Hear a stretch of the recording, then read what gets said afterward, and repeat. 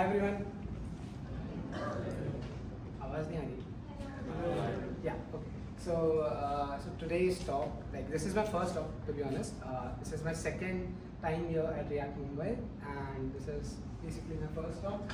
So it's majorly around React compiler.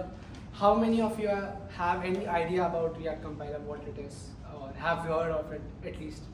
Yeah. Yeah. Good. So this is going to be a nice and interesting topic. So first, I would like to introduce myself. I am Rishabh Singh. I am currently an SD2 at Inca Insurance. It's basically an insurance platform. It's an education plus selling platform, and we have around more than 60,000 users, and it's have a lot of UI related things. So I have been working there. And previously I was working in a consultancies company. So there I have worked with very big giants like Tata, Power Tata, then Tata Sons, lots of, like the Tata Sons is basically the parent company of every Tata company. So also IIT Bombay. And most of the time I have worked with React. I'm recently working with LLMs and AI applications. This is my new thing that I like so much. The thing that I want to emphasize right now is why am I giving this talk? So the first thing is I have been using React since the start of my tech career. React was the very first thing, and React was the only thing due to which I got my first internship. Then that converted to my full-time job, and exactly how my journey started. And while using React, I have built a very, you can say, complex UIs, and in those I had to do a lot of optimizations. So for that, I feel this topic kind of resonate with my previous experience. So let's first understand the context behind this talk. Why we are having the conversation on React compiler. First, we need to understand how React updates its UI. So you might be aware of reconciliation, right? I hope everyone knows it. Is there anyone who doesn't have any idea about it? I was assuming. So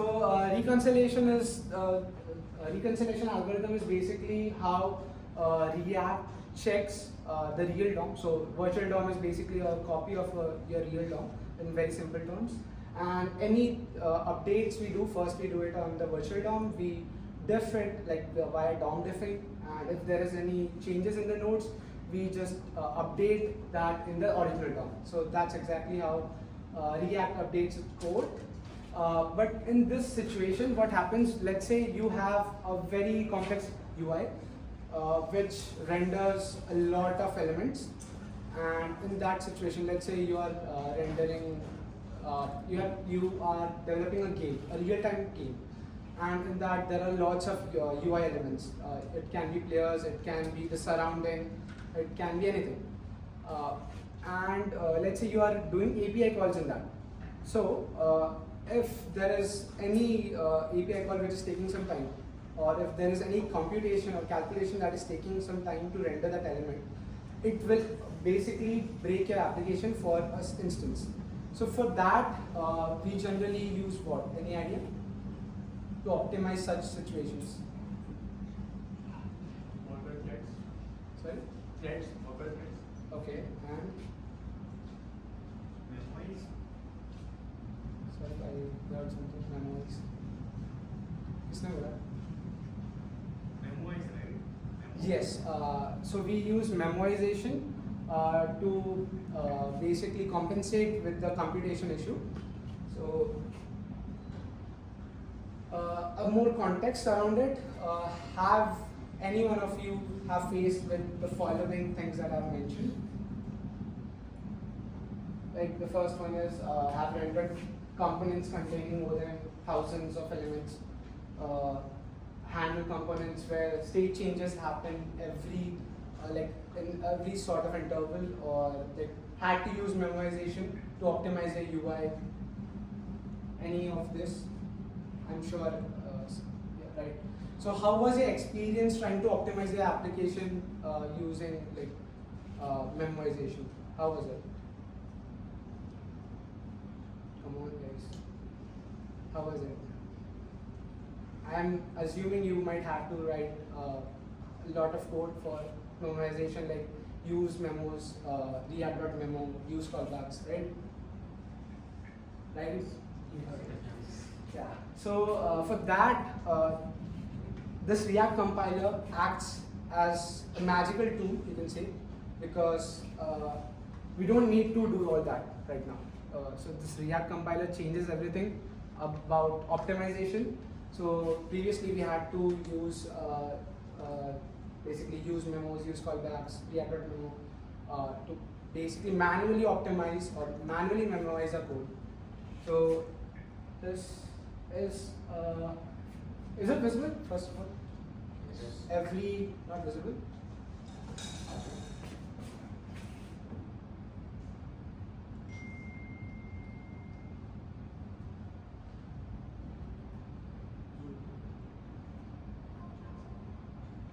Now? Visible, right? Yes. So this is a very small snippet. It's basically like this is our main component. It just takes it just has two states: a count, basically a counter input for text input, and we basically increment the count on button clicks, and we take some text from the text input. The crucial thing here is, if you see, we are rendering this value called as sum cal, which gets from this sum calculation method, and basically it's a for loop for almost I don't know, maybe 10 lakhs or 1 crore. So this is a very huge loop, and it just gives the sum of all the numbers till this range. So do you guys think this might be affecting our code's performance? Yes. And the reason behind it might be the calculation or the loop that we are doing, right? So in this case, what could improve this? Any guesses? I mean, it's very simple. Yes, very simple and basic solution for this is just using use memo. We can just wrap this function inside use memo, and this will just work magically. This is a very simple thing, right? Now imagine this is a very simple application. This is a very simple code snippet as of now. Imagine a complex application which has lots of calculations that are happening. It can mostly I have faced this via when we are developing games, or I have faced it also when we are developing chat apps where like the response is coming from your LLMs. So in that case as well, I have faced this issue. We can also use callbacks as well when we want to memorize the functions, right? So this can be solved via React compiler. And how? So we can just imagine this is the code, and we are just using React compiler. We don't have to change anything. The React compiler will magically compile this code and make it optimize for us. So see. So small question, like what is memorization? Like, I'm assuming everyone here might know what exactly it is. So I'm just refreshing it. Memorization, you can just cache the value. Basically, you can cache basically store the function's response, and if it is used again, we can just use it like the value which was stored earlier. As said, it stores the output based on inputs. If the inputs has changed, the values obviously it is supposed to change. So in that case, we can use memorization. Use like majorly in computer programming terms. It was used like in DSA, if you might know. It is used basically for recursive computation. So And the major trade-off you can say here is we have to use memory. So we are basically storing a value, right? So that it affects our memory, right? So what exactly is memorization in React? So we can understand basically you can prevent re-renders if there is any if there is no input change, and basically we can prevent it when we want to do some expensive calculation, but it only happens, let's say, on a certain change, or it only happens on a first render, let's say. So that can be solved by memorization. We usually use memos, use callbacks, memos. This you might already know. Use memo is used to like basically cache or basically store the value, and whereas use callbacks are stored, use callbacks are used basically to memorize our function calls. React.memo basically is used to memorize our components. So yeah, as I said earlier, use memo is for values, use callbacks is for functions, and React.memo is for components. So if there are no prop changes in components, React.memo doesn't re-render it again.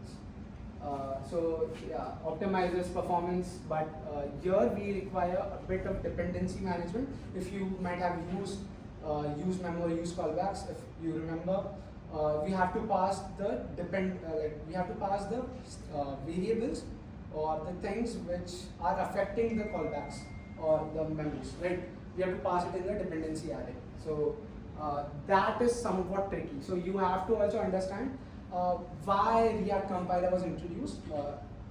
So there was this question like to memo or to not memo, basically. So you have to eventually decide if you want to use memorization for your optimization. Sometimes it can be just solved via writing more cleaner code. Sometimes there can be some other issues as well. But usually when you are doing some expensive calculation, you have to definitely use memorization in that case. So what happens, even experienced developers make this mistake. They usually don't use memos or use callbacks in their code. So it can happen. So in that case, we don't want to affect our code's performance or our component's performance, right? So in that case, React compilers helps us to optimize the code itself. So let's understand what is React compiler. React compiler is basically a build tool. So it's used to generate, as the word says, it's a compiler. So it's obviously going to be used in build time, right? But we can also use it in runtime, like when we are developing it. There is something called as React compiler runtime. And so basically it was introduced in React 19. It was first announced in December 2023 by Meta. And as of now, to current date, it's in RC. Basically, you can see almost in stage, soon to be released, where we might get it in the the main release. And yeah, as of now, as of today's date, Meta is already using it in production. They are using it to optimize their code without using all the use memos and use callbacks and everything. And there is one more tool called as Sanity Studio, basically Sanity Docs, which is using this, and they have already adopted it. So, okay, this is visible or not? Visible? Okay, I will zoom. So, this is, let's say, this is unoptimized code, right? You can see we have some expensive calculation. We are returning some very big value. We are doing a calculation, and then we are returning it to some calc here, and then maybe we might be rendering it. We might have to use memo, right? Right. So instead of manually doing it, the React compiler will take the code and just add the use memo. Like the code won't be like this. It's just a demonstration, but the memoized code would be in the compiled code would have this memoized code this would be optimized. So how exactly it does? It uses rules of React. There are certain rules that you need to follow while developing your React code. You can so basically it uses those rules and it identifies if there are any breakage or any violations in those rules of React. If yes, it identifies if there is any memoization required. If yes, then it memoizes the code. It can like memorize the values. It can memorize your functions. It can even memorize your components. So till now everything is fine, right? Any questions? Anything? So we will have a short demo. I have a very unoptimized code. I even have my very old project of my during my college time, like it was my second year project, which was you can say very much unoptimized. And during that time I remember I had used reuse memo and use callbacks a lot. So I had removed all those things, and I can show you how exactly like how bad it can affect your projects. So second.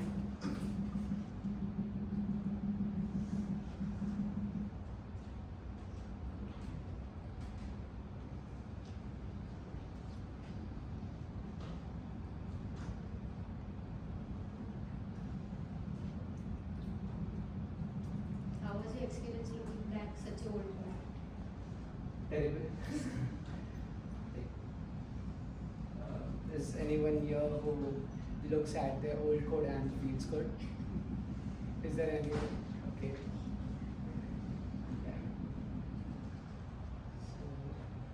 So, for this talk, I had to use lighting.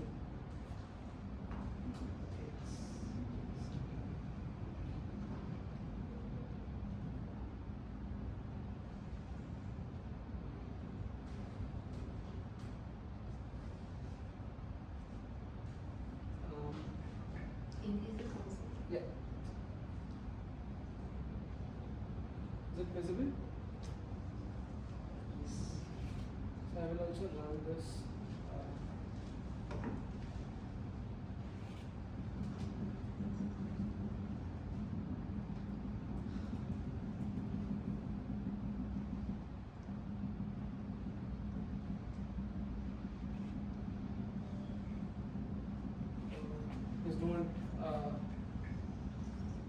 Just don't judge, please. So this is basically a Tetris game that I had developed during my second year computer graphics. You can see the amount of re-renders that are happening. So I have used a library called as React Scan, which we can use. You can see the amount of re-renders. Like I'm not even playing the game. That's the thing. If I try to play it,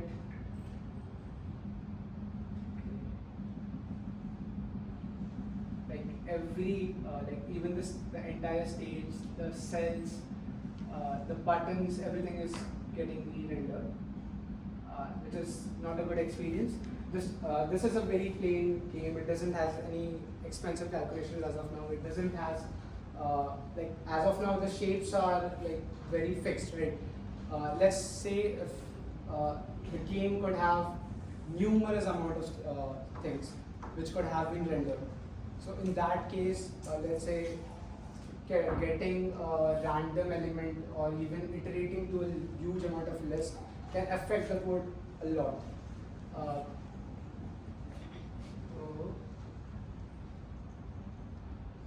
So to fix this, we essentially have to use memos and use callbacks at a lot of places. I don't want to do it because who does that, right? When you can just install a package. This is basically a Babel plugin, and you can also install one more thing which is called as React compiler runtime. As of now, like once it goes into release for production, we won't require this. Like this is basically required for let's say if you are using React 17 plus, and it's not React 19, so to 17 to almost 19, so we can use that. But let's say if I enable this, I've enabled the plugin.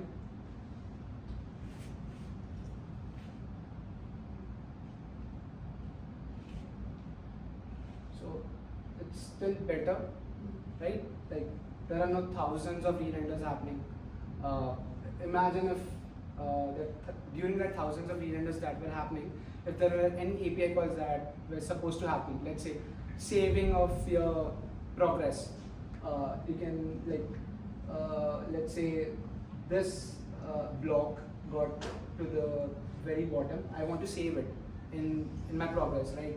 That could have been done via an API call, but since the basically everything was getting re-rendered too much, this could have been a breaking experience to the user. So we can use React compiler to basically optimize the entire thing. Obviously, we can optimize everything more betterly, but since if you also remember, these things were also getting re-rendered, right? This doesn't even make sense. These are just static things. The stage makes sense. This cells makes sense. So yeah, this is how you can use React compiler.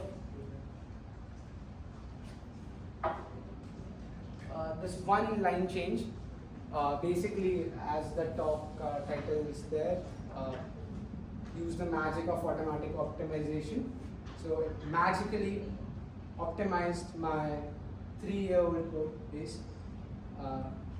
One more example I would like to show.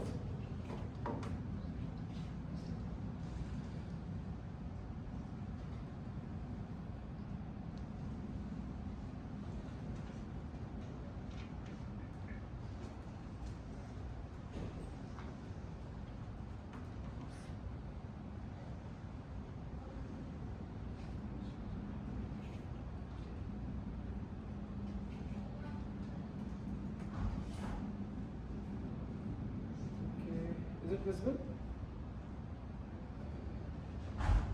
Visible?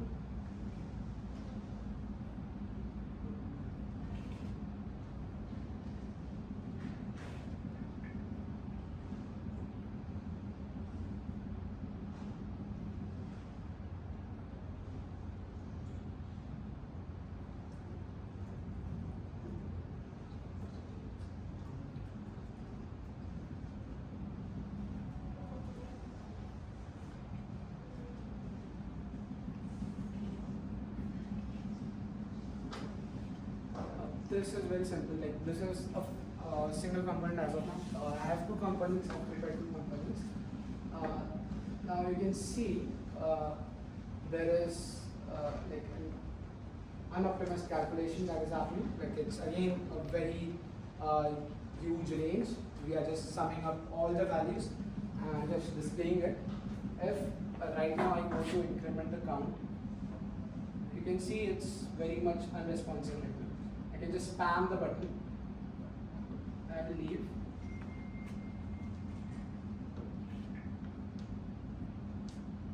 It just crashed. Yeah, now it happened. So we'll show you the code base. We'll show you the code snippet. This is the component.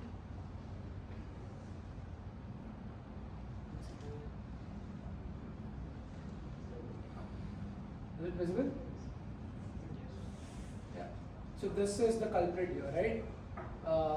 Every time there is a update in the UI, when I'm trying to increment the count, the state is being updated, right? So the component should re-render. There should be a new value of the count that should be rendered here, since there is a state update. So, but that doesn't make sense. The expensive calculation shouldn't really happen. The calculation shouldn't occur again. So we can solve it via using use memo here, and it should only happen should calculate is basically this thing.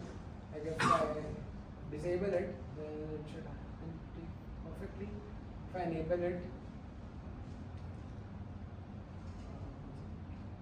yeah, should work again, because right now this value is not being changed, right? If I remove it, I'm getting warning since I'm passing this value and I have not added it in the dependency array. So that was the problem that we usually face with using this use memos and use callbacks, that we need to identify which values, like this is a very basic example right now. We can have multiple dependencies that we need to pass into the function, but we need to pass it in our methods. So in that case, we need to identify which values are very much affecting your method and which can basically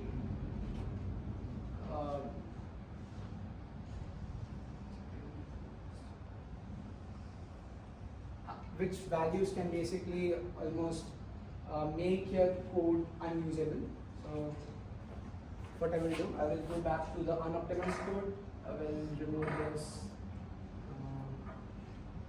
Yeah, we again have the unoptimized version, right? I will go to reconfig. I will re-enable the compiler.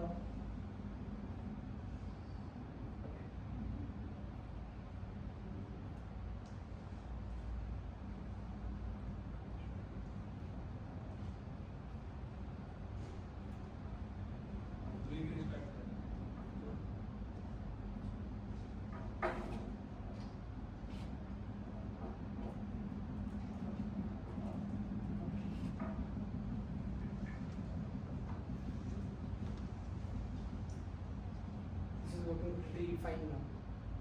Now I can even type something.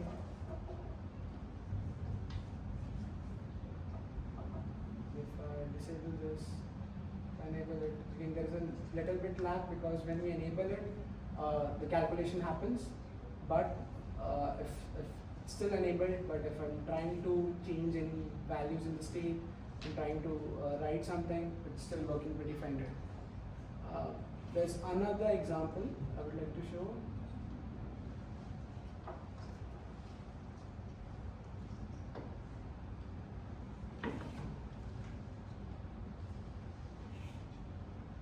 You will see and we will disable the React compiler.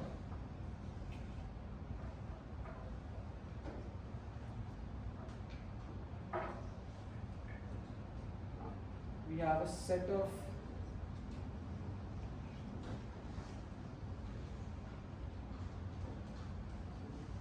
is it visible? Okay. So this is very simple. It has a color picker, it has a counter, it has a text editor.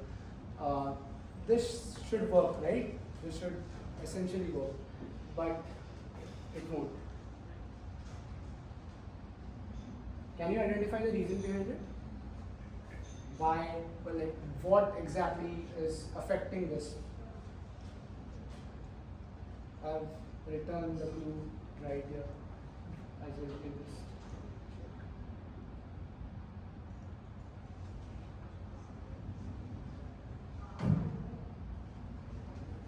any guesses? The state is in parent component. Sorry? You are holding the state in parent component. When you Yes. press the plus button, the state changes in the parent component, which basically lets the child component related. Yes, correct. That's the entire situation that is happening. That's why, even if I am changing the state of this color, which is essentially in the parent component of which consists all four components here. If I change the state, this won't work. If I try to spam it, this won't work properly. And if I try to type something, this won't work. I will also show you the code.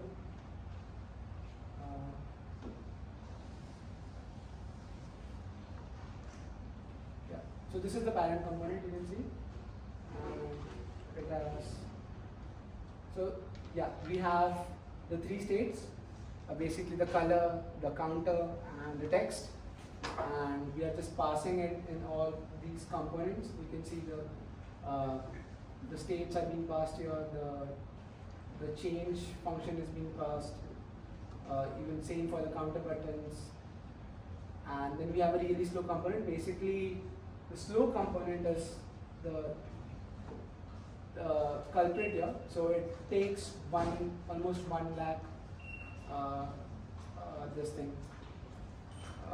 count, like iterations, and it renders 1 lakh small elements into the DOM. And that can take a lot of amount of time, right, to render all those components.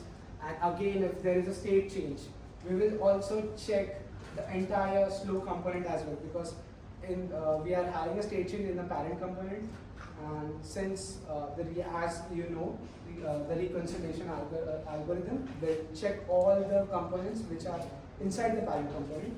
And now we have 1 lakh plus elements, which we might have to check each one of them if there is any change or not, and that is the thing which is causing issues for us. So we can just use the optimized component here. This should work, right? This is working, this is working, this is working as well. And the reason behind it is we have optimized the code manually. As you can see, we have used callbacks for the incrementing, the increment functions, the decrement functions. When we are changing the color, we are also using callbacks, and we are basically memoizing the entire slow component, if you can see. We are memoizing the component which is causing the issues here. So that is how exactly our unoptimized component got optimized, but through manual effort. And if you see, the amount of lines are almost much higher than this. And we have to also identify the issue here. So what we can do, we can again use that slow component, basically the unoptimized one. We will restart it. 1 second. We will also enable React compiler.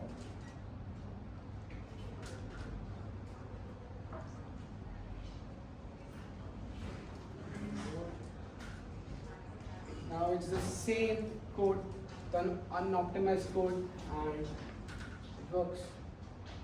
You can see